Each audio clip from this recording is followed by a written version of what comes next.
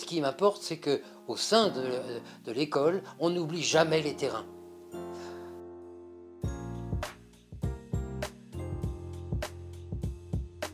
Bien, donc si je suis ici aujourd'hui, c'est parce que j'ai été éducateur formé à Épinay-sur-Seine, ancêtre de Neuilly-sur-Marne.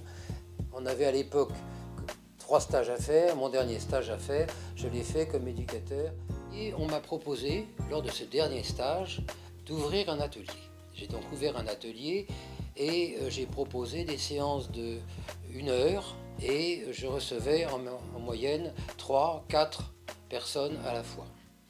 Je leur proposais de dessiner sur un panneau vertical et la peinture était disposée sur des tables, un peu comme sur le modèle d'Arnaud Stern.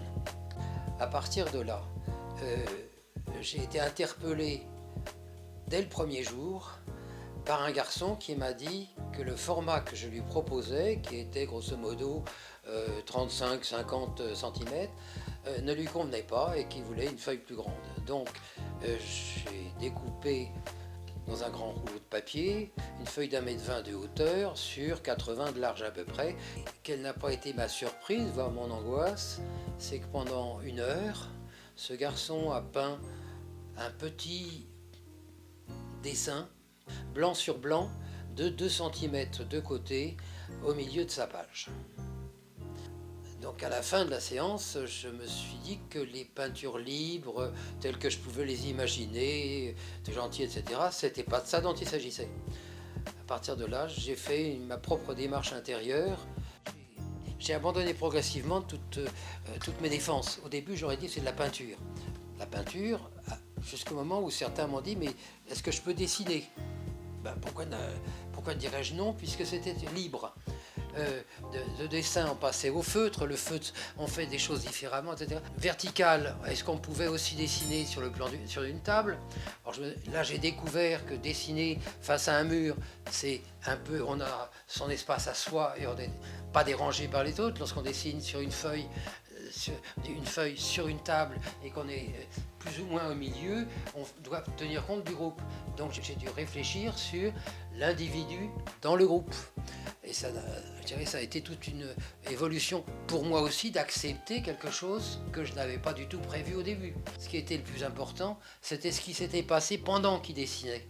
Pendant qu'il dessinait, avec moi qui était présent, qui regardait, qu'ils regardaient eux-mêmes. Est-ce que j'avais bien vu quelque chose? Est-ce que je voyais les signes? Je ressentais les signes qu'ils m'envoyaient. Enfin, ça a été tout un travail de démarche intime que j'ai dû faire en même temps que je leur demandais de faire une démarche intime.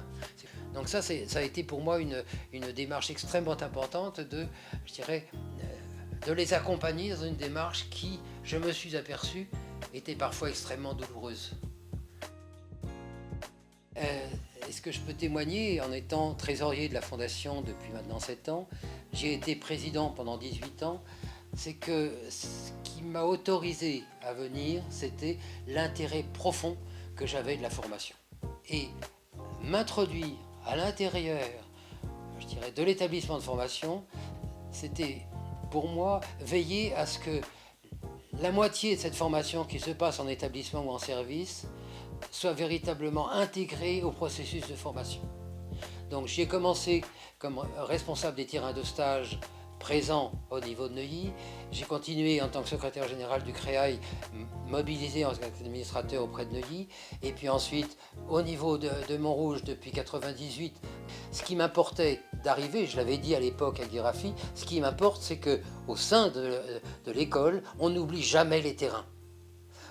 La nécessité pour les terrains de venir rencontrer à l'école les formateurs, d'échanger entre eux sur ce que c'est qu'une formation clinique, c'est quelque chose qui pour moi m'habite, parce que ça m'a habité comme directeur adjoint, puis comme directeur à Villejuif pendant des années, et ça a été pour moi quelque chose de fondateur, et en même temps, je venais chercher à l'école un certain nombre de choses dont j'avais besoin en tant que responsable de terrain.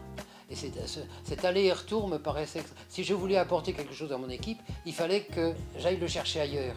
Et de la même façon que j'avais à témoigner ailleurs de ce qui se passait réellement, notamment sur le changement, sur l'évolution, sur les problématiques qui se posaient à celui qui était en stage et qui faisait que le stagiaire pouvait être complètement transformé, démoli parfois, et nécessiter d'être accompagné d'une façon très forte par l'équipe, aussi bien que par les réunions qu'on pouvait avoir de stagiaires, toutes sortes de choses, que j'ai toujours animées pendant 30 ans de direction.